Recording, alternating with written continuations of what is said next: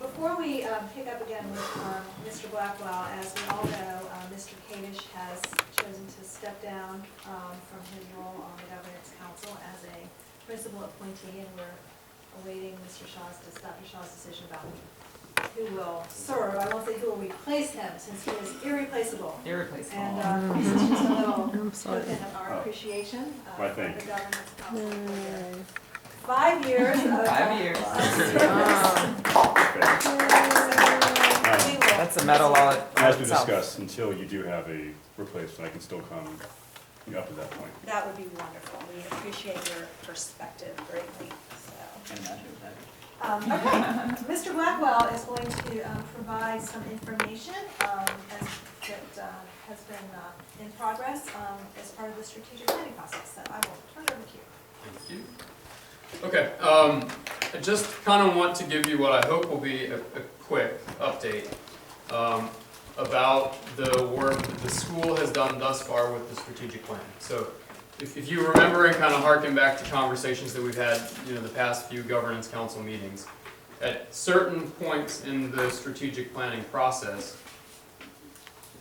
you all, will give input to and approval of certain pieces. This that I'm showing you today is not one of those pieces, but since you're going to be approving some of our next steps, I want you to feel, in the know with what our school leadership team has looked at thus far, where their current work is, so that you can kind of be, thinking of some of the questions that you have, anticipating, where we might go next, that kind of thing. So it's purely informational, but since you're a key part of this, I want you to know where we are, what we've been talking about, and then what we're going to do next. Fair enough? Okay.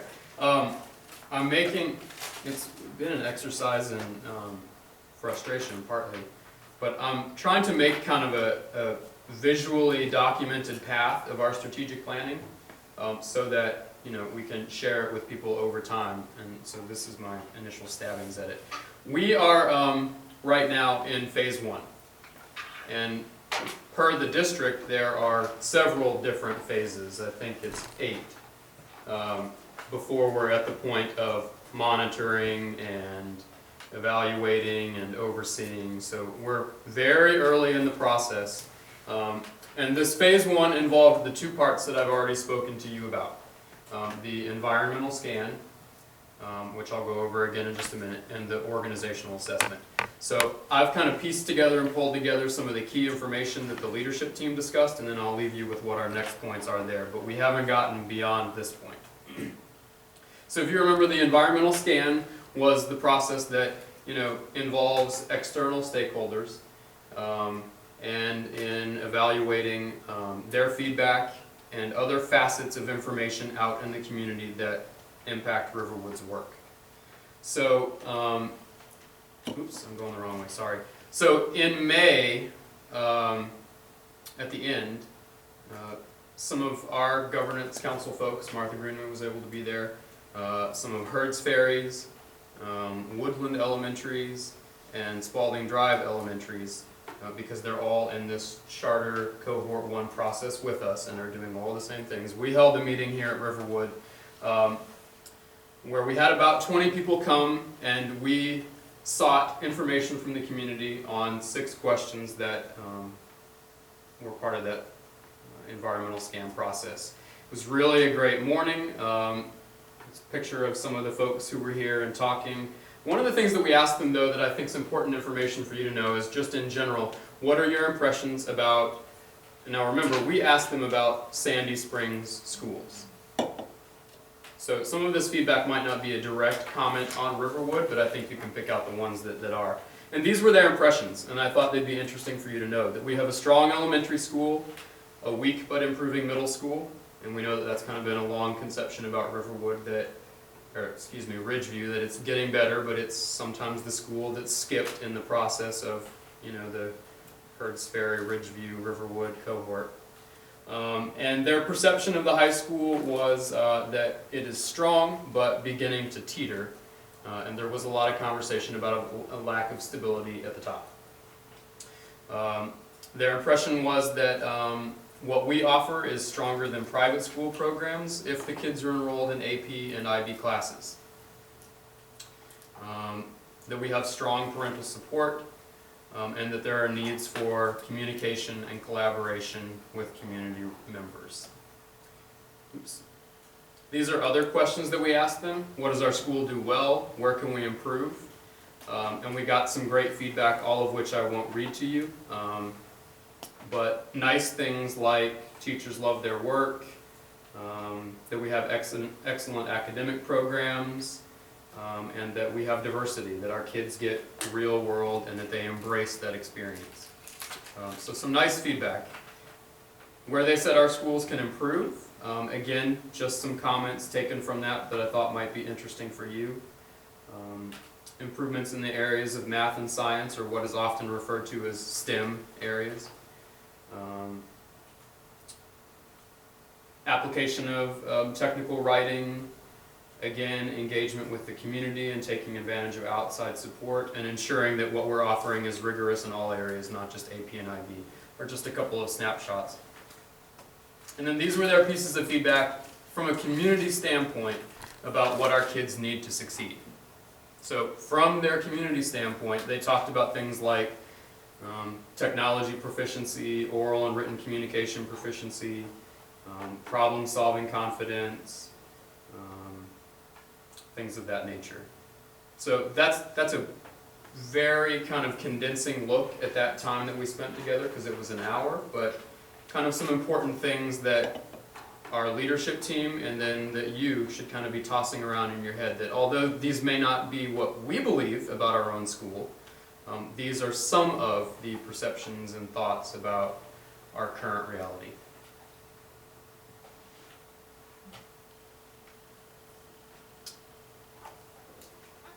You might remember, we talked a little bit about this before. Part of that environmental SCAM process is identifying community resources that are available to us here at Riverwood. All of these were ones that came out of the conversation with our community members. So although the conversation will broaden from here when we talk with our leadership team about our initiatives and actions that we're going to take, we may look to some of these areas like Sandy Springs Education Force to support some of the work that we do. But just know that in terms of our strategic planning process, we are looking at which resources are out there and how they might be able to help us once we get to that initiative level. The third out of 4 parts of the environmental scan is for us to talk about what's happening in the community. I'm just showing you these because I found these to be very interesting and did not really know that they existed. Sandy Springs produces an annual report each year that they publish on their website, and it details sort of an overview of these areas, one of which was economic development, which we are specifically supposed to address in our strategic plan, kind of finding out what's happening here in the community and, as best we can, articulating how that might impact our work. But they produced 3 different parts of a report that, if interested, I would encourage you to look at. I've kind of summarized them for you. One was that economic development. Another one that I found particularly interesting and had no idea that it even existed was that there's a Sandy Springs City Center in process. You're nodding your head, so clearly you all live here. And I'm I just, actually read about it this weekend. It was in AJC or something. And then community development. This specific report has information about the number of zoning permits, residential and non-residential, that have been approved. Anyway, so as far as that's related to our work for the strategic plan, there are several things happening in Sandy Springs right now that seem positive. Their reports suggest that they're positive. That applications for residential and non-residential buildings and zonings are up over 2011, that they have an economic advisory committee that is providing business incentives. So again, I don't want to bore you with the details, but just know that this again is something that is going to be factored into our work of strategic planning, is at least some awareness of here's what's going on in our community. And although we might not know that that'll bring hundreds of kids to Riverwood, just know that it's factoring in. Can I just comment on that, and for those Please. of you who don't live here, I mean, the city did, actually didn't participate in any of this, but they did a really powerful process of getting community input and feedback on that city center plan. It would be interesting to see if we could generate that same kind of interest in the plan for those schools' renovation. And kind of make that a community project, and I think that would sort of help maybe with some of the sense of this being a community school and a place where you want to send your students. Yeah. I mean, it is interesting how it kind of broadens your perspective to know that those things are happening on the outside of what we're trying to do here at Riverwood. The last part of that environmental scan that I'll share with you is where to look at student demographic trends. I'm going to flash in front of your face 4 different pie charts, the nuances of which may not be as important, but it'll kind of give you a visual look of what's happening at Riverwood for the past 4 years. So I'd encourage you primarily to look at the green, the red, and I think it's the dark blue. So this is representative of our white population, and this is representative of our black population, and this dark blue is our Hispanic population. And that was in 2010, and those are the percentages of our overall population that they represent. What you can see in 2011 is that white goes slightly down, black goes slightly up, and there's really not significant change anywhere else. And then in 2012, you can see that that trend continues a little bit if you're looking just at the green, the red, and the dark blue. The dark blue, the Hispanic population, is not really changing a lot. It went down 1% and now it's back up 1%. And then this was this year. So 4 years ago, our white population was 49% and our black population was 25%. Hispanic was at 20%. Question. And then now, that's where we are. Have you put the numbers to that so you can see if the growth, if the population, say for instance, the white population is staying the same, but the growth is happening in the other areas? Have you looked at that? I haven't, Gail. That would be interesting. That's a good point, so maybe Yeah. we're kind of holding the number of white students, but the growth that we've seen is kind So I think Yeah, that's a an fair important point, yeah. factor. So if you're going to consider it, you might want to consider both. Sort of an interesting look. So that's supposed to be the last component of that environmental scan. I've put some summary notes in addition to those pie graphs. Other things that I would encourage you to think of, that I would want you to be aware about, are economically, they give us all kinds of other subgroup information as well. Economically disadvantaged, English language learners, students with disabilities are all smaller groups of our population. Our economically disadvantaged subgroup is increasing over 4 years, going from 30 to 35% in that time. Our talented and gifted population is decreasing over 4 years, going from 26% down to 21%. And our special education and English language learner subgroups are remaining very consistent. Even considering growth within the school, they're staying at 6%, maybe 7%. So it's growing relative to the rest of the school. And partly why you can see, I can tell, with the wheels spinning in your head, partially why I'm sharing this information now is so that you can see why there's so much left for the leadership team to do.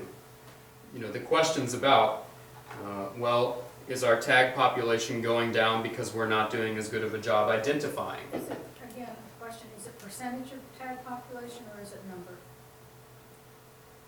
Well, that's percent. But we've had growth, correct? So again, what is the number of Right. tag students? I mean, I think that, again, is Sure. relevant. But there are lots of questions. Data always brings up questions, and it doesn't always suggest bad things. But much of this is still left to be talked about. So that in and of itself, in a nutshell, is what's happened with the environmental scan so far. We've gotten feedback from community members and asking them those questions about perceptions of our school, What do they think our students need to succeed in the future? We've looked at some of the community development trends, and then, we've looked at some of our demographic information as it stands right now. That, coupled with the organizational assessment, is kind of, and I'll show you that next, kind of some takeaways from that. That's where we currently are and what our leadership team needs to look at next. One thing too is the impact that the formerly out-of-zone attendance had on, it wouldn't affect 2013 anyway, right? Or did it some, in terms of demographics?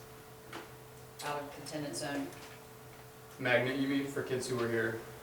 Formerly, we were accepting those and now we're not. And what % demographically of out-of-zone fall into each of those buckets? Would that change the mix?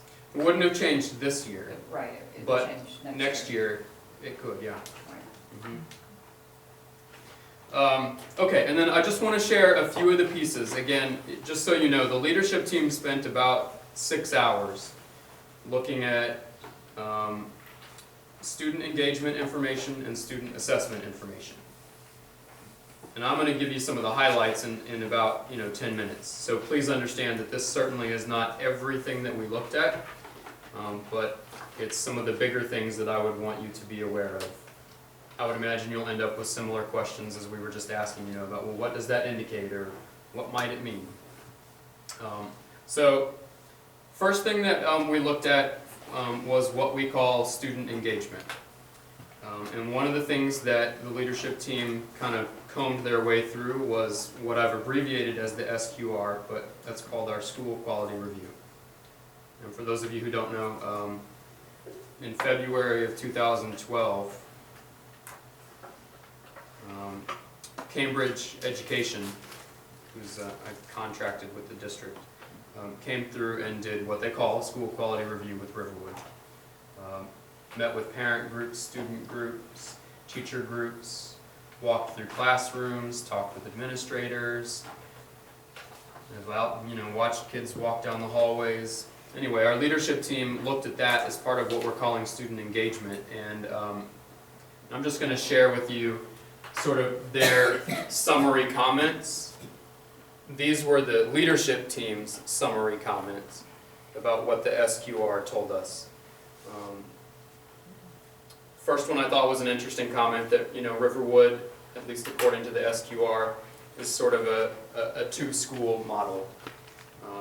That we do a great job of addressing high-end students with programs, so that would be such as IB or AP, but miss out on our average or middle students, and then wondered about whether our low-performing students were receiving the best programs, because we do have programs for them, we just didn't know if it was the best. Again, the leadership team's feedback was that extracurricular involvement might not reflect our total school population. And they talked about needing to improve things in our practices like higher order thinking in our classrooms, parental involvement, and what we call course teams, but that's just our teachers' collaborative groups that meet to discuss their planning and assessment. So again, they looked through a lot of data, some of which is summarized for you on the left, but sort of their outcome comments of that were on the right. We also looked at grades and failure rates. A lot of information on the left, but in general, I would share that our overall failures are going down. So to look at 9th graders, which I have for you on the left, over the course of 4 years, and I think that this went through 2012, it doesn't include this school year. So 4 years, prior to 2012, our 9th grade failure rate of failing one or more semesters was 50%. And that's gone down to 20%. You could see similar things in 12th grade, from 17% down to 6%. That's overall failure rate. But then I would encourage you to draw your eyes to the right. That's good information, but what does it really mean? Does it mean that rigor is down? Does it mean that teachers are feeling pressured to pass more kids? Or to be on the positive side, does it mean that, instructional practices are having a positive impact on failure rates, that remediation is having positive impact on failure rates? And so some of those questions are what the leadership team still needs to unpack, because that may or may not be an issue. The grade information also showed some what we call course team inconsistencies.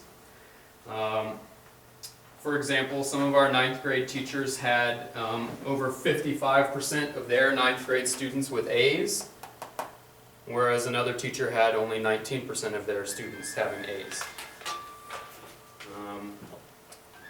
And similarly, they commented about how failure information and grade information across departments within the school shows very different things. In 9th grade English, 0.4% of our students were failing, versus biology and algebra were up at 12 and 16%. Now that information matches what our EOCT scores are looking like, that we have stronger EOCT 9th grade lit than we do algebra and biology. But so again, I'm just kind of sharing. This is some of the information that the leadership team has already looked at and is unpacking, some of which will filter into our major initiatives and plans, and some of which we'll decide is not major enough to have its own initiative, but needs support in another way. And just so you know, we also looked at discipline and attendance. There were not nearly as clear of outcomes or thoughts around those subjects because of the number of questions that arose. So, interesting things that the leadership team pointed out were that there's a significant decrease in the number of what we call disregard rule infractions. It's sort of a catch-all, if I'm walking down the hall in the wrong way, that could technically be disregard rule, but there's a significant decrease in that, a significant jump over time in the number of drug offenses. But then you ask questions like, well, what does that really mean? Is it because teachers are writing up fewer students? Is it because administrators are following up less frequently? But anyway, just know that we looked at some of the discipline information and some of the attendance information, but outcome thoughts on those were less clear than on some of the other things like grades and failures, things like that. So that's student engagement, and then quickly here's some of the student assessment information that they looked at. Again, I'm just sharing some of the bigger conversations. So here's AP and IB testing. In general, our number of exams for AP tests is increasing over time. Here's information about our score breakdown so that you can see, vast majority of our students in all areas score, 2s and 3s. And that the demographics, at least of our AP test takers, doesn't match our overall school demographics. That's not uncommon, but it certainly is something that we might feel the need to address here at Riverwood. Just because it's not uncommon doesn't mean we don't need to think about it. IB scores are quite good. In 2012, I think with the exception of one class or a couple of classes, all IB scores were an average of 4 or 5. That was it, except for Business SL, which was a relatively new class. Across the board, our scores are in the upper 4s and 5 ranges consistently, which are very good and appreciable scores. And I've noted some of the areas where there are slight exceptions to the scores, the average scores of 4s. So, as a summary comment, what the leadership team suggested was, as I've already shared with you, our AP and IB test takers tend to do fairly well on tests, perhaps more so in IB than they do in AP. So I know that generally colleges will accept a 4 or 5 on the AP for credit. What is the number for IB? It is really college dependent, and one of the things that I've encouraged students to talk with their admissions officers of their prospective schools before they're looking at those schools and find out what they take, what they don't take. For example, at UGA, and I'm referencing the economics class, they'll give some credit for macro but they won't for the micro. So it's really They have to dependent. get a 5 or higher generally? Some schools it's a 4, Okay. some schools, they don't accept any credit for that class. Some of your Ivies, for example, it's going to take a 6. So it's, So it was your 5 or 6 in your experience? It's 5 or when we did it, it was across the board for us. I didn't see anything below 5. Most were 6. I think for our UGA though Ivies. is, they'll take 4s. Okay. Yeah. I was just trying to get a sense of, you know, how those scores were. Because it's 1 to 9, what's the range? 1 to Does it 7. go? It's 1 to 7, yeah. So here's a bit of EOCT information. Again, a big point of discussion, and I'm skipping over lots, but I'm just giving you a bit of, you know, what they focused on. Here are a couple of the 2012 pass rates. You've known those numbers for a while now. They've been out, you know, since last summer. Interesting conversation was, though, that really over the past 3 to 4 years, you know, changes are happening from year to year.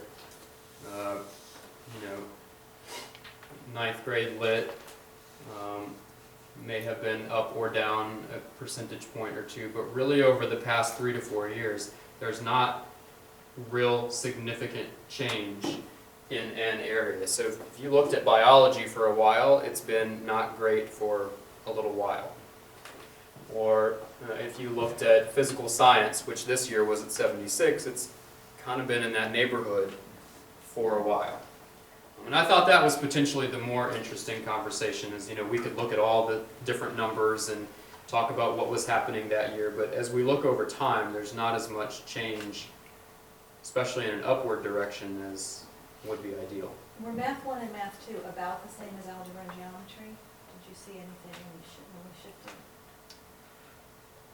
They were close enough for me to, you know, nothing. Although, you know, our current math, well, what we might call Math 1, but our current algebra scores, you know, will show a significant change, unfortunately, but. In the wrong direction? Mhm. The state pass rate Yeah. on the CCGPS was around, what, low 60s? Even lower than that, maybe? Mhm. It wasn't very good. Other conversation, which is probably not surprising, but, you know, of all of our test takers across the board, white students are our highest performers. So a couple of summary notes at the bottom. Social studies and language arts, EOCT scores are generally stronger, even though there can be some improvements. Especially some of our subgroups such as these, and especially these latter 3, our Hispanic, our English language learners, and our economically disadvantaged students, are true areas of need at Riverwood.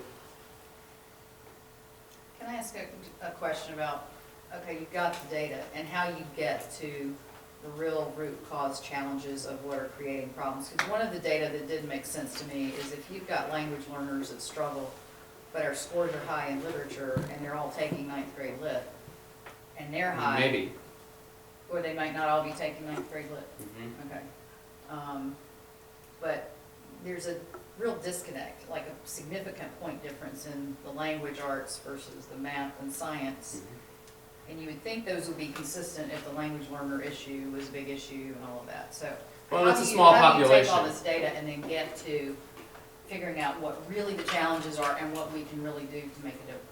Well, in truth, and that's, I mean, I'm glad you got there. That's kind of why I wanted to show you this, is to realize that next conversation is a huge thing for the leadership team. That is what we have to talk about, is to say, so sure, now we have all of these different pieces, but what really are our areas of focus? What must we look at for next year and the following couple of years?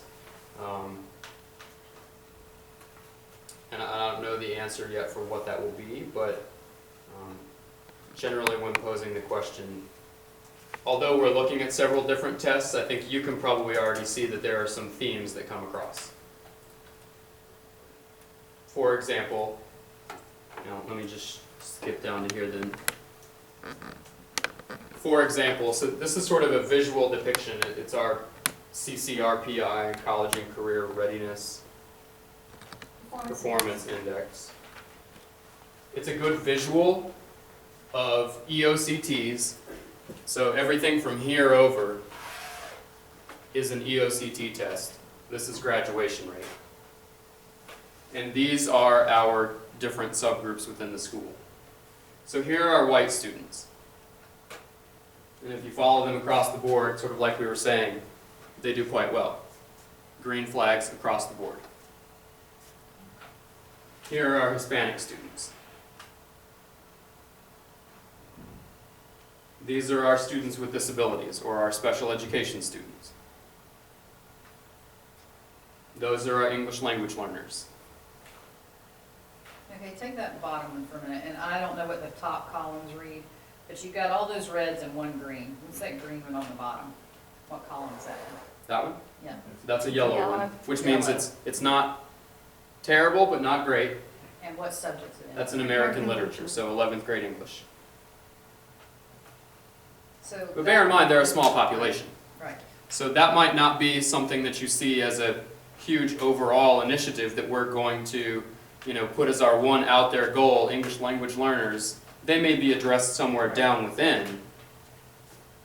But, especially some of our increasing populations, and I don't know this, Pam, I'm just thinking off the top of my head, you might see those students addressed a little bit more readily.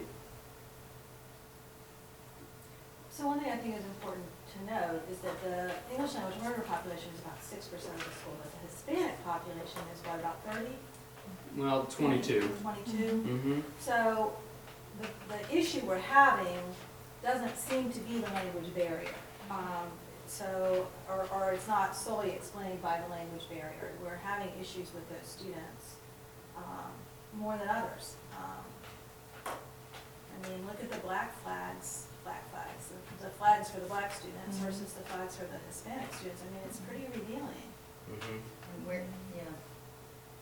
And we'll use other things, again, remember Pam, I'm just kind of condensing Right, some no, of I our just work. think that's a great visual right there. Yeah, that is. We'll use some things like this, and believe me, the conversations that we had in leadership are a bit more familiar to them, because they're the ones that produced all of these outcomes and thoughts. So we'll really use a lot of that to kind of get to a point where we say, let's talk themes. Let's talk big, overarching issues that we cannot leave unaddressed. But I wanted you guys to be able to see some of the back pictures of, that kind of deal. So, one of the things that the state doesn't measure, but I think we can, correct me if I'm wrong, measure internally in the school, is taking that and then applying mobility rate to each one of those areas. Can you do that? Yeah. And so, that might be revealing in terms of, how long almost even a cohort group, not just a number. But how long do we have those students, and are they rolling over all the time? In other words, if we've got students that start at ninth and go there, are those students improving? Or are the ones that are dragging the averages down, or are they just the ones that are changing? So, I really think that's. Well, and I think a lot of schools have looked at, and all kids have to succeed, but they've also looked at, okay, the kids who have been with us consistently 4 years, especially if they're in a subgroup, how have they done? And is that a true Right. indicator of what we're doing with our kids? Yes. Because it's very hard when a kid's here, and many schools I've worked at have dealt with this issue. They're here for 3 months, gone for 2 months, they may come back, different kids may come back, it's really hard to, and then boom, they're back in time to take an end course Yeah, step. lining that data down to that kind of level, Right. as you're making your, Yeah. plan would be interesting. So just so you know, the two reasons that we're not at a point where we could have already talked about themes, what are our kind of big picture outcomes, is because we're lacking still two pieces of, and maybe more, but at least two pieces of pretty critical information. There's a lot of information that we still need to compile about our faculty. How long have folks been here, how many have left, degree areas. But also, we haven't received back from the district the information about student, faculty, or stakeholder perception surveys. We had our students do those at the end of May. The community also, all the parents here at Riverwood hopefully got my call out with the information about the online survey, but that data hasn't been provided back to us yet. So hopefully it'll give us some good pieces of information about you know, our faculty and community, where they stand, what their concerns are, things like that. So those are our two missing pieces before we really can get to the point of saying, let's talk about themes and next steps. And so that is the next step. Phase 2 will be kind of that information analysis, trying to figure out you know, our most significant organizational strengths and weaknesses and how that gets us to the next step. One other suggestion that might be looked at is if you take, again, the state chart and then apply the economically disadvantaged across each one of those. We are 35% roughly. So I think that along with the mobility factor, we also have some good information. Did we do a student survey also, or no? We did ours old school with paper and pencil. Although there was an electronic option, it was within the time frame that we had, it was unfeasible to conceptualize how to get all 1,700 of our students through one of our 2 computer labs within that window of time. So we did paper and pencil, and unfortunately that means it will take a little bit longer for them to compile our information. So again, in summary, I'm not trying to just inundate you with information, but I do want you to feel like you kind of have some ideas of some of the conversations that have happened with our leadership team, so that when we do come to you next and say, here are some of the big overarching themes that we've, you know, sort of pinpointed, we'll share with you exactly how we got that information, but you've seen some of the background pieces that have gone into that thinking. Did you say Ridgeview is going through this too at the same time or not? Are they doing their? They're not. Part of it? They'll be doing strategic planning, of Right, course, but they're just not like part of this. the, Because since they've got a good percentage of 9th graders incoming, it would be interesting to see the impact of their preparedness into Riverwood versus non-Ridgeview. I think just more data kind of to Are they evaluate. part of the second group, do you know? I really don't know. Do you know? Okay, well, that would be good to know. It's online. So one of the things that, well, first of all, thank you very much, Opie, for leading this effort, and then I think for really doing a very thorough review of what you all have looked at so far. Part of the purpose of this conversation is so that governance council members can, through Opie, let the leadership team know other things that we would like to be sure are examined. So some of that's come up in the conversation, but are there any other things that weren't included in the presentation that you want to make sure is also incorporated? Is this study, is this Cambridge data available somewhere where we could review the whole thing? The school quality review? Is that online? And I just haven't seen it. It's not online for the individual schools. Opie, we can bring it to the next meeting for an agenda discussion issue tomorrow. I know there's a process to go through to make that happen. It's been put on the web, but they're not available. So is it not public yet?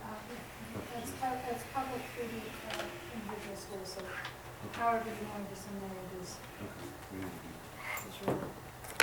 But Martha, to know whether anything else needs to be evaluated. Right, kind of so if know we could what get they've copies of evaluated. that report and have that as an agenda item at our next meeting, I think that way if we could get it in advance, we could review it and see if that brings up anything else. One area I would like to see explored a little bit is the impact of out-of-school suspension. I'm just interested in how our use of out-of-school suspension compares to other high schools, and maybe what kinds of offenses we're giving out-of-school suspension. Okay. There's just a lot of research that the use of that, the overuse of that can significantly impact student achievement. So I'm just interested in seeing sort of how we are compared to others. Yeah, there are some other things, Martha, that the district has done is a comparison of what the end of course tests are versus the grade within the classroom across the district, to see whether we're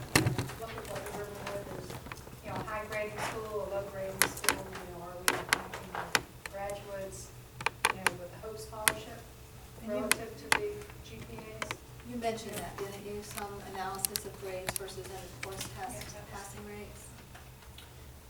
We looked a little bit at it, I mean, it's, Well, I know when it was done before, it was actually done by teacher, which would then make it something that would not be appropriate for us to look at, but maybe even by course, without breaking it down by teacher. You just look at the average, I don't know, you might have to get some help with that we one. could see what we could find, but all of the reports that I know of that we can use for kind of the grade information, even when it's by course, it still has the teachers' names attached to it. So then maybe you wouldn't give it to us, but you could draw some implications about, are there certain areas where there's either great inflation compared to end of course test passing rate, or Mhm. the opposite, which also is something. Because that doesn't affect your GPA and your scholarship. Yeah. One of the things that was interesting in looking across the board was at the time that report was given to us, which might be very accurate. But I walked away with the impression that Riverwood was, believe it or not, a harder rated school than a lot of schools, both north and south. Yes. So just to make sure that we're being realistic, tough but realistic. But remember that- This way that The 50% failure rate of the ninth grade class 5 years ago, I actually think it may have been around that time frame when the math study was was done. in. Yeah. I don't know the access that we have to this data, but in terms of tougher grading school, or not tough grading school, high EOC, so on and so forth, I think probably, I mean, across the as well as I'm hearing you talk about Hope Scholarship, how many Riverwood students keep it? That's a good, that's not a question. And I think that's available from the Georgia Student Finance Commission. How many attain it, and how many keep it? Other thoughts of things? Joey, any thoughts that, things you'd be interested in that you didn't see in the presentation? Well, there's a strong showing of standardized tests versus actual, like, school, like GPA, as far as that all goes. So while obviously standardized score is kind of more important pertaining to the big picture, it would be interesting to see kind of a comparison of how, like, I know plenty of people my age who don't really try that hard to apply themselves in their in-school classes, but then they'll go and they'll, get something like over 2,000 on their SAT or something like that. So it's interesting to see hard work in applying yourself in school classes as opposed to just having the plain intelligence from out-of-school preparation on the state. Have you, one follow-up on that would be is the PSAT, is that an indication of GPA? Is that kind of what you're saying? Yes. Yeah, SAT, and so SAT. is it, in other words, we just have some brilliant kids that don't have to work and that's what's carrying us on our, or are we getting everybody to really get in there and do it? Right, seeing how the two different performances academically affect each Well, other. that's one of the things that the district is, paying for the PSAT for, so that we can identify students that are high scorers on those tests and make sure that they're taking coursework that matches. Well, in other words, they're not just skating, that they're actually taking coursework. And students that might always have been defined as average students or below average students that really aren't. So it's a two-way. Did you have AP and SAT, SAT and ACT scores in there? I skipped over it quickly, Okay. but basically, it's a, and this is consistent, I think, but a slowly downward trend in the number of kids who score at the highest levels, 600 to 800. But we didn't look much more beyond to know that it's a slowly downward trend. Anything else? All right, thank you very much. Okay, so we'll move on. So depending on which of the 3 different agendas we've made available to you, you happen to be looking at, one of them does have budget approval on it, but we are actually not ready for that item until August because we need to wait until the final student count is available to know what our allocations are. So Dr. Shaw did provide sort of an overview of changes to position allocations and so forth. Are there any other questions or comments about the budget? And then we'll put that on our August agenda for approval. Yes? Okay, so the next item then, we were going to have a report from our nominating committee, which is Joel Kadish and Deborah Davis. Turn it over to one of you two to let us know where we stand, and this is for officers for the next year, which begins July 1. We'd hoped to have an actual slate by this meeting, but I guess an asset that we do have is that, our members are department chairs and diploma program coordinators and leaders in our business community and serve on our foundation also. So our first run-through, we weren't successful with having an actual slate of people who felt they could be 100% committed for these leadership roles. So over the next week or two, we'll go back and see if we can revisit the conversations with people that we've had so that we can actually present a slate for our next meeting. Just to give them an update, as you and I talked yesterday, of where we are now, and if anyone else would like to throw their name in the hat, this is a perfect time to do so. But where we are at this point is Martha has been gracious enough to say that she would be willing to do the chair position for another term. Pam Jones was fantastic from the standpoint of saying she would be interested in doing either vice chair or helping out with the secretary role, which I know is a very key role that we need filled, and will require some level of getting together with the chair, unless someone else throws their head in the basket, Martha, with what that role needs to be. And which might leave the vice chair open. And we are looking at possibly splitting some roles. So if people are interested in doing one of these roles and would like to share the secretary role with Pam, I think she'd probably be open for that. Crystal and myself are also considering the vice chair role as a split role. It would be great if we definitely had, one person to commit to some of these. But I do know a lot of this is going to require some conversation as to what exactly am I required to do, as Pam spoke of yesterday. Is that accurate, Pam?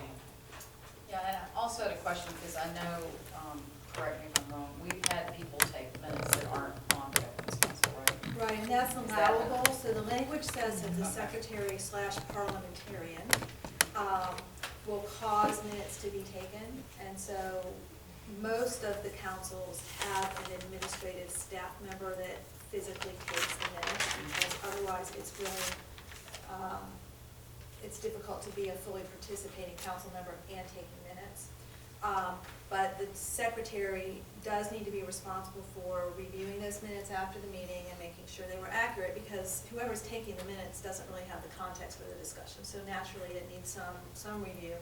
And then that individual really should be sending them out to the council for feedback, and then ensuring that they are posted in a timely manner. And so we've, and I think that we've also had some gaps in that role, because in the absence of a principal, none of us are able to post things to the website and make sure things are where they're supposed to be. So if the administrative staff doesn't do that in a timely way, there's really nothing the council can do about it. So I'm confident that Dr. Shaw understands the importance of this and will make sure that those tasks are happening. Right. So there won't be quite as much chasing, we forgot to post this, we forgot to post that. So I think if we can set some routine processes in place, there will not be as much chasing to make sure things are occurring. But it would be a matter of reviewing the minutes after the meeting, distributing them to the council for feedback, and then ensuring that they were voted on at the next meeting. That's really all that the secretary role needs to do.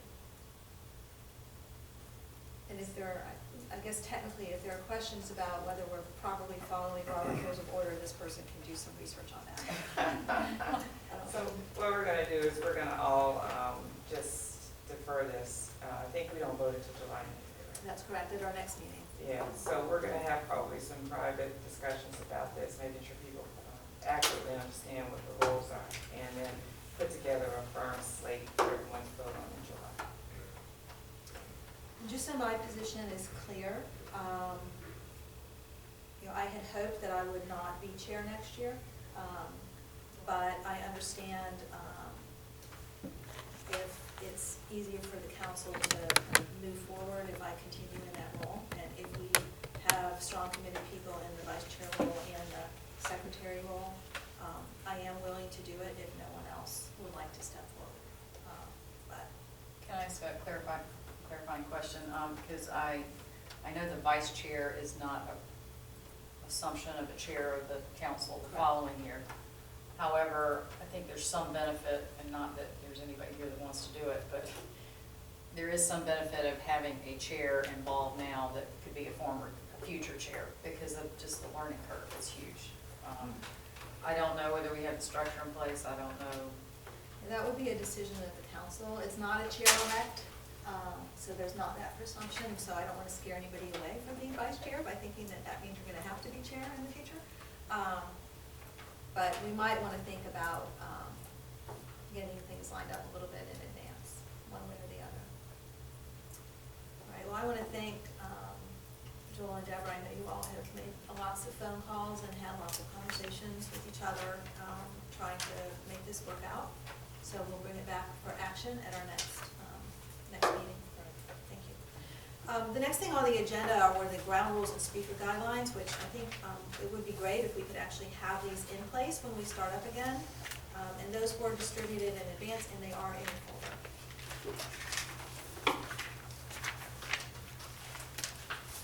So for those of you who were not present at our May meeting, these were discussed at the May meeting, and this is what we came up with as a first draft. And so you'll note that one of our council ground rules was number 4, do not formally discuss agenda items after oh wait, where is it? Number 1, plan ahead and be prepared. Discussion of a particular topic takes place 1 month in the following month meeting, and action motion is made. So therefore, we didn't vote on these when we first talked about them, so we're bringing them back. So I would just ask for comments, maybe first on the council ground rules for ourselves, about anything that anyone would like to revise or add.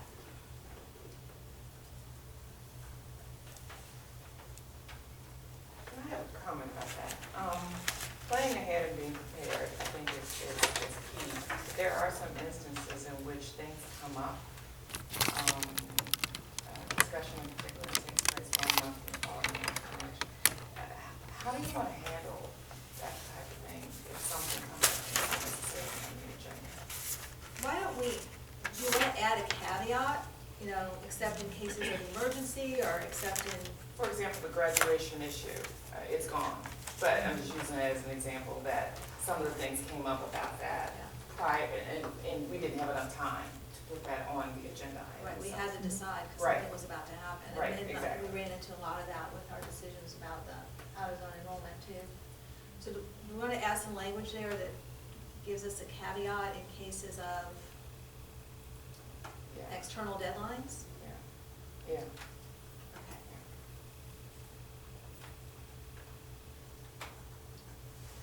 Maybe I'll say unavoidable deadlines.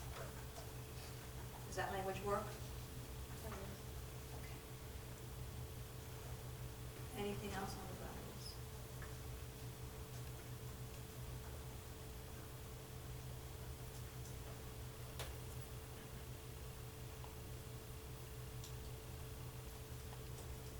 Okay, how about the speaker ground rules?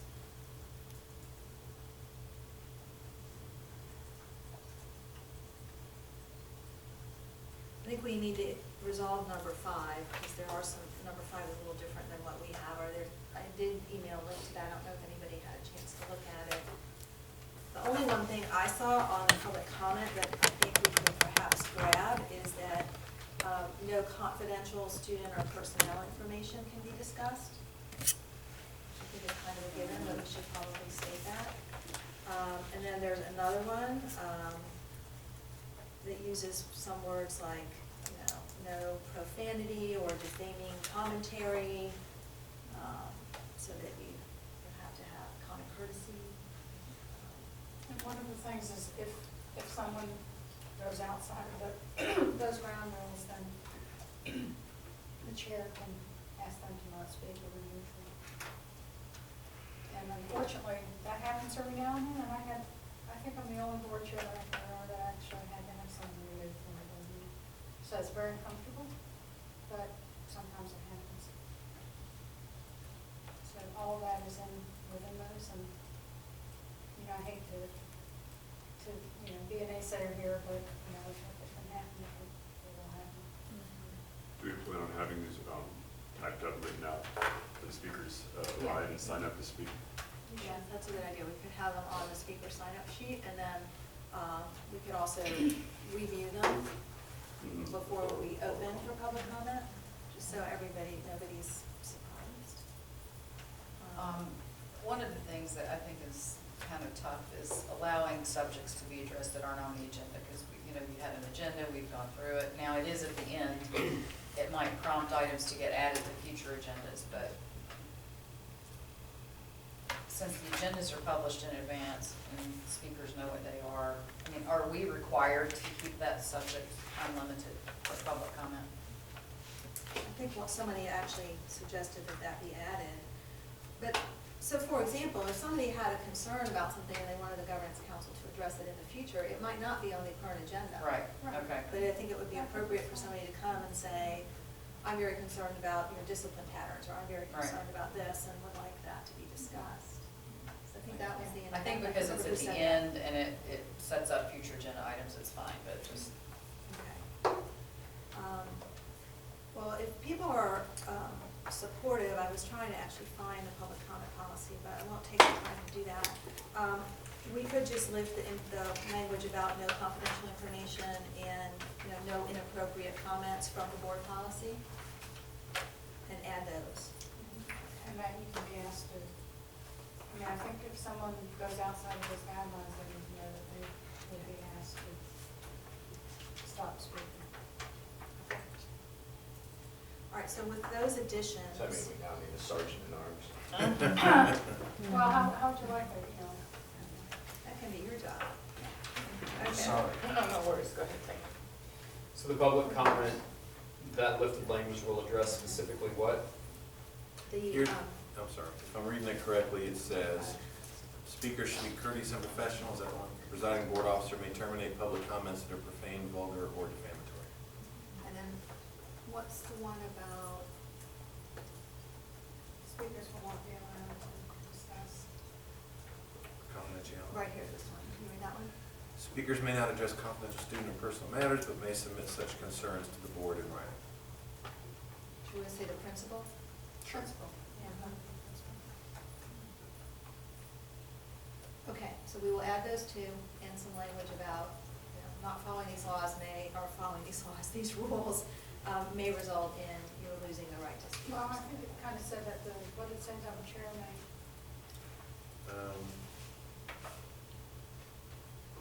I lost it. Presiding board officer may terminate public comment. Okay. All right, so we'll delete item 5 and we'll add those 3 statements. Will we have these rules kind of published, so if someone chooses to speak, they'll get a copy of what the rules are? I think what was suggested is that it be at the top of the sign-up sheet. Okay. And also, I don't know where you post things on the website or whatever. Absolutely, post on the website, all of this. And I'm guessing that this can happen, but adding, amending, whatever the rules that exist, I think these remain static. Absolutely. If there's, oh, that's Absolutely, yeah. So we'll date them as of. One other suggestion, maybe, if you wanted, you have a limit to the number of speakers? What do you think? So we've said 2 minutes each. What's the maximum amount of time we would want to devote in an agenda? I think we've actually said 15 minutes in the past was the most we would take. So that would be maybe we should make it divisible by 2 instead of 16 minutes. What do you So think? we have 4 minutes per speaker or more, And we have 7. and we have 7, so it's only 28 minutes, basically half an hour. But your meetings are much longer than ours. And we like it that way. Yeah, I mean, so you're saying 7 speakers, basically. What do you think? 15 minutes, that way there will be allowed some time back and forth. Okay. Excellent, 15 minutes. And we have, what happens is there's some hot subject, and then we have, people standing up and all that. Yeah. So, so what we Well, usually do is have comment cards over the phone, you can accept the comments on that. So, Krista, did you want to add something? I was, said we haven't had that many. We haven't had that problem. Maybe we could add language that, something like at the chair's discretion, this time could be extended. So if we ever did have something that was of real concern, we could choose to hear more people. Because it's not meant to be exclusive, yeah. And you might have comment cards, Marcus, if the time is passed and people aren't heard, that they can give their comments to the chair. I think the one time we had an issue that we thought lots of people might want to comment about, we had a community meeting as opposed to trying to do it at a regular meeting, so. I know it sounds like an awfully tacky thing to sit and discuss, but it's always when something arises, if you already have the process in place, it really does make it much easier and smoother, not only for the governance board, but also for the public. And so I don't know how much time you've spent on this, but I would say that this really looks good, and the board spends an enormous amount of time every year getting this correct. And it's one of the things I think that is done pretty well in Fulton. I've watched some other meetings by the districts on, that haven't really thought it out well, and it can, anyway, but it's a good thing to have in place, because something will happen you're not expecting, and all that fun. Thank you. So our practice has been to have speakers at every other meeting.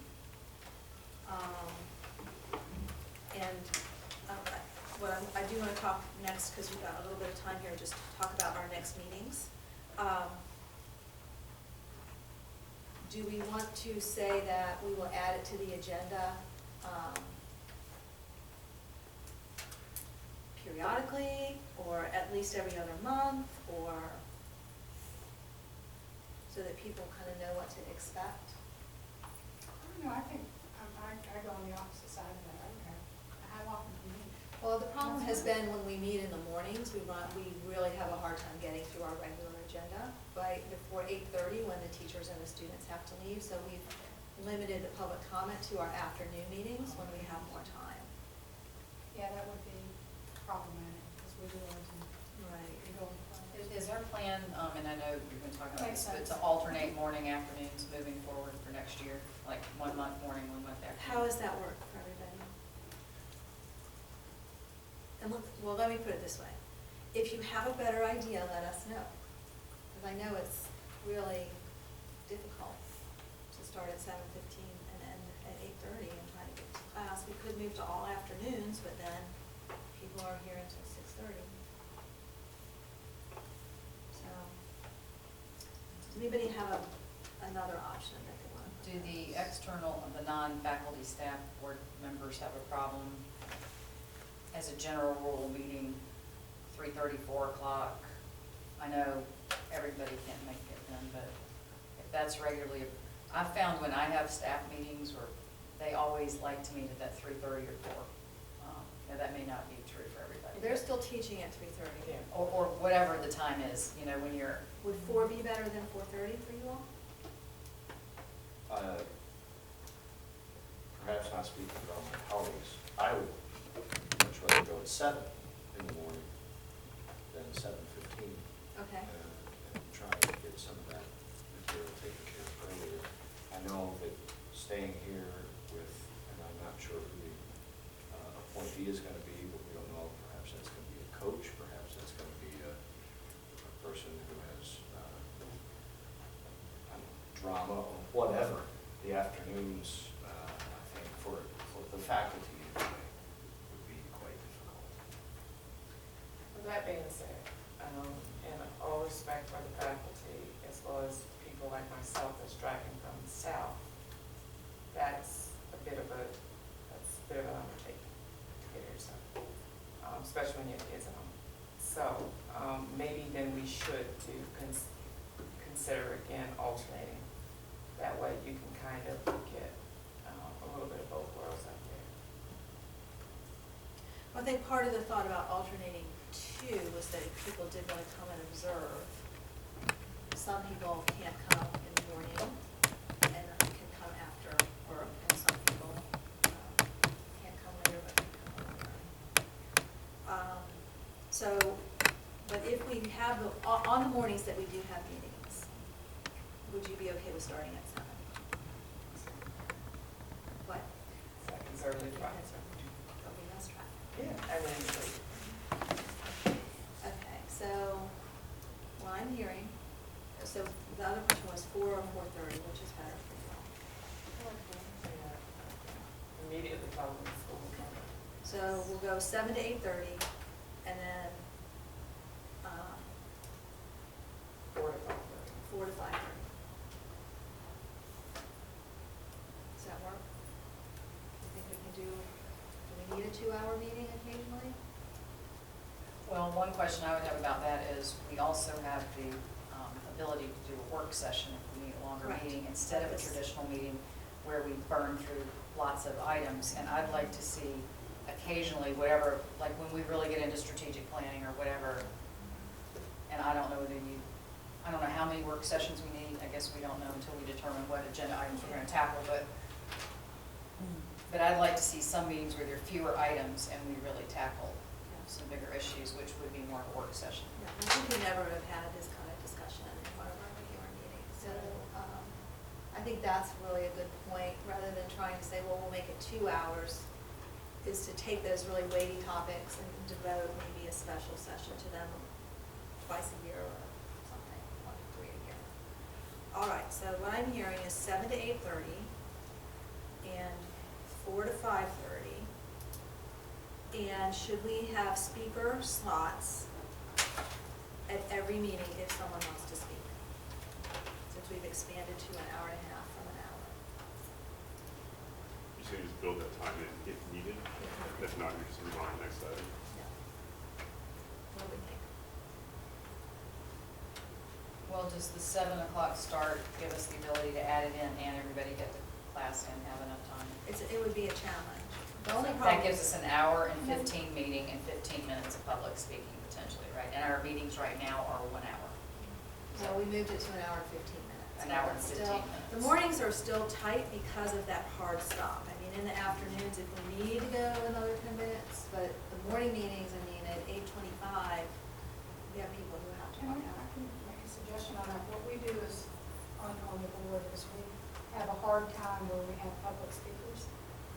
So you can announce that this is the time when the public speaking will be. And you don't do it at the end because, you might then, so what we do is take advantage of the time in case people don't come and speak, then you still have that Right. time in your fixed thing. So if you are meeting at 7, you could potentially say that the public speaking part, when you finish that? 8:30. So you said public speaking part is 8, and then you just have to rush whatever, if 15 minutes of it is gone, then you lose that, but if not, you still have you might have 1 or 2 speakers, and then you have the rest of the time. Well, I mean, to Gail's point, this has never been an issue, but I think what we're doing is we're making sure we have protocols in place in case we do run in a situation where lots of people want to speak. Or so, yeah. So perhaps we could say that time will be allotted on every agenda unless other business precludes it. Like if we ended up with, we really just have a full slate of things, then we might announce that at that particular meeting we can't, but we would try to build it in for every meeting. And I would still do a specific time. Yeah, and actually we have been doing that in the afternoon ones. Well, my concern also is if we say no public speaking in the morning meetings, and that takes out a whole group that may not be able to attend the other Right. meetings. So I think it's better having it both meetings. I agree. As long as we have ways for parents and constituents to voice their concerns, I mean, not just the governance council, but, you know, Dr. Shaw's open to emails and things like that. Sure. I mean, we're not the only forum for public comment in the school year, so.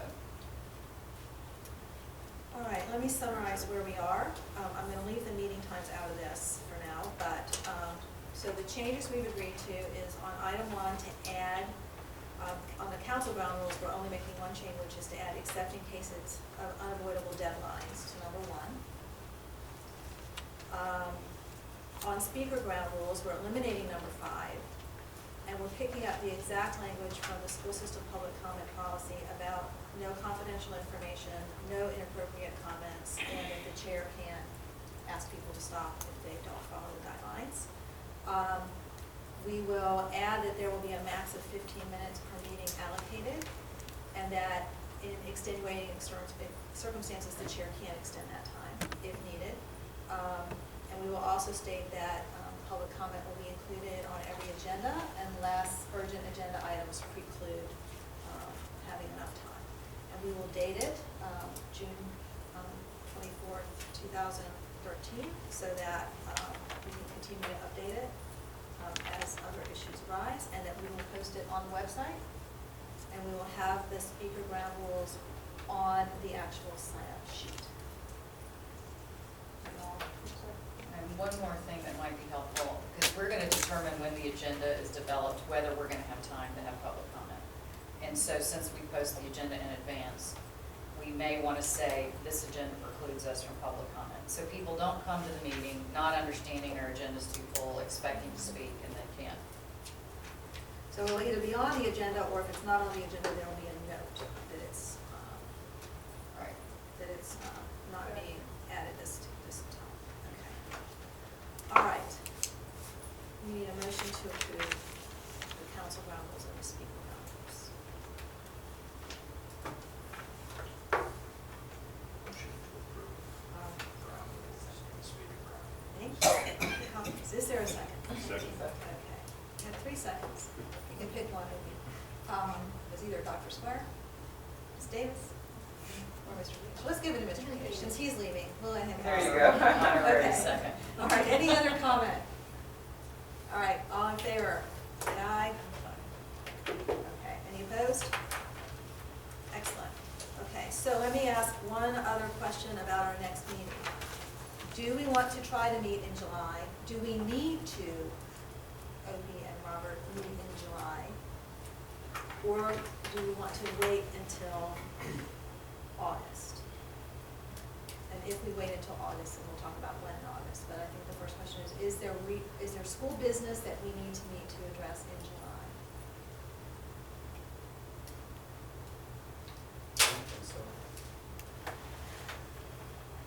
I mean, if you want more concrete information about hiring, how hired we are, positions we have open, things like that, we can do that via email, we can do it in an open meeting, it's really fine. I can't think of anything else pressing that we can't cover in August as far as the opening of school. So on that note, our regular date would be the second day of school. So what would we think about moving it actually a week earlier, which would be Tuesday, August 6th, which would allow us to have a meeting before school actually starts? Does that work? And do we want to start in the morning, or do we want to start in the afternoon?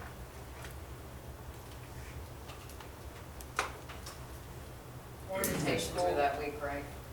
Do we know I what don't the know if orientation that's- schedule is that week? Yeah, I'm trying to think, I don't know if you remember, Robert, about what we have going on that day. I'm looking at my calendar right now. What day are we talking about? August 6th, because we usually pick a Tuesday. I think Ridgeview orientations are that day, and we're probably toward the end of the week, aren't we? Over Thursday then. Probably Thursday.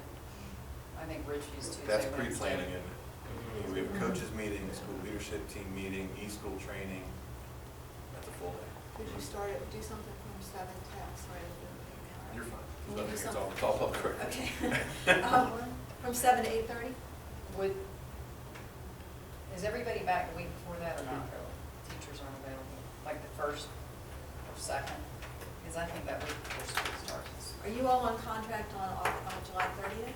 They come back on Thursday. Okay, yeah, so. First or second, I don't know whether that would be better, but that next next week is all orientation and, I'm just thinking if we did 7 to 8:30 though in the morning, we'd be done. They're already here. yeah, I just Well, may not be available because I'm involved with Ridgeview orientation. I'm sorry, which day? The sixth. We're talking about the 6th or the 1st, which is your first day back. 6th is better for you? I think it was, Well, well. what do you want to do? We'll let you decide. Decide. Well, on the first, we're starting at 8 a.m. You're starting on 8 a.m., and what about the 2nd, Friday? I think that's approved. That, I think they're out of the building then. Yeah. I think the district pulls you guys. So I think we're on the 6th, and we can just come as much as 7 to 8:30 in the morning. I need to orientation schedule because I'm in charge of it. I should know it, but All right, so we're gonna plan on Tuesday, August 6th from 7 to 8:30 a.m. And then what I would suggest we bring to that meeting is a schedule for the rest of the year that goes with the second Tuesday and alternates morning and afternoons. Sort of to go back to our general So schedule. just as a question on my point, and again, I'm talking way over my head, so please set me straight. Do we need to, you guys have talked about the slate of candidates. Is there anything we need to do as far as elections, July 1, or? I believe that can be handled via email, because I don't foresee this being something where you're gonna have much of a voting situation. Okay. Now, Marley, you correct me if I'm wrong, but I believe we can handle this via. We can't actually vote via email, but the charter system guidelines that we will be under state that officers are elected at the first meeting of the year. So since we're not meeting in July, this is our first meeting of the year. So basically what would happen is that after the minutes of the agenda, we vote on the officers and then we change chairs, so to speak. So that if I'm not the chair, then whoever is the chair, they would just run the meeting after that. So then we would vote in August because we no longer have the July. Okay. But if you wanted to share the actual slate as part of the Prior to. advanced material, then it should kind of be a non-issue. I don't know. Okay. Answer your question. Yes, ma'am. All right, I'll send you all an invite, but we are on my calendar, and I'll make sure Susan gets that. All right, so our next meeting is Tuesday, August 6th, from 7 to 8:30 in the morning, and we will bring the proposed dates for the rest of the year for us all to sign off on. And we'll also go on the budget, discussion. Is there anything else other than, presuming you'll have a strategic plan update? Will you? Possibly. It depends when our leadership team meets during pre-planning. Well, we'll check in about that. It may not be. It might be too close to really give a great extensive update. All right, is there anything anybody knows right now they want to include on that agenda? I think an update on the, well, your meeting's not till after that, so we won't know anything about this yet. It sounded like there needed to be some early discussion on graduation. I don't know if that could be discussed too soon with where places get booked. I think the faculty was happy with the time and location, but that's just faculty piece. We have a tentative hold, it's very tentative on, and correct me again, where was the place you guys were? Cobb Energy. On Cobb Energy for that Friday. But it hasn't been secured yet. We haven't signed any contracts yet. It's just kind of holding place. So do we want to discuss that graduation venue? Well, If we can do it in August, I should have a lot more information. Is that okay? it's fine. It seems to be something that is an important event. Yes, We sir. want to talk about it. Sure. So the sooner we talk about that piece, I think. I'll put that on the agenda, and, it's not really the governance council's role to plan graduation, but I do know there were some stress around a variety of graduation events that either happened or didn't happen, or weren't gonna Okay. happen and then got rehappened. So maybe we could just have a little feedback about expectations for the coming year. And you and Jen might wanna talk a little bit about, kind of be prepared to add your insights on that, Graduation. about graduation, yeah. And one on that would be, true clarification of the baccalaureate, because I've heard 2 or 3 different things. I've heard that we can't, as a public school, have a baccalaureate, but other Fulton County schools have baccalaureates. I've heard. And so that whole thing, there's so much confusion and angst about the baccalaureate, and I've heard we can't too. I'm gonna but there are other Fulton research County more. schools that are doing it, whether they're doing it in violation or what, I don't know, but. Well, maybe that could be a to-do for There you go. Yeah. to find out the truth about baccalaureate. And this year we had it, but we didn't, call it that, and it seemed to go fine. Right. So, Like that to the agenda item. was it, were you and I, or who attended that besides Deborah and me? Everybody else? I was there. Jones. Yeah. Yes. Another question based on conversation. I had actually questions, which is a topic of discussion, is the magnet program policies and getting that covered out, whatever, with, I don't know how much the current administration is working with. I don't even know what you're talking I don't think that'll be something that we can discuss at the August meeting, but we could probably at the one thereafter. Okay. That's not gonna be something that we're gonna sit behind doors and say, here's our policy. We're gonna want some, Because I know Key some things feedback. are already spelled out, I just don't, and it seemed that there were a lot of needs for folks having clarity. questions and things like that, so I thought that at some point we're gonna need to. I don't think that August would be the right time, because it'll just be thrown together. But if we want to, if the council wants to consider adding it maybe to the one after that, to give us, the first month-ish of school to make some steps. So can we just make sure the minutes reflect, so we'll remember that that will be a discussion topic in September? Magnet program criteria, I think. Well, is also kind your of- 10-day calendar information, will be in them, correct? Yeah, And the discussion about how many students. yeah, so, I just throw that out there.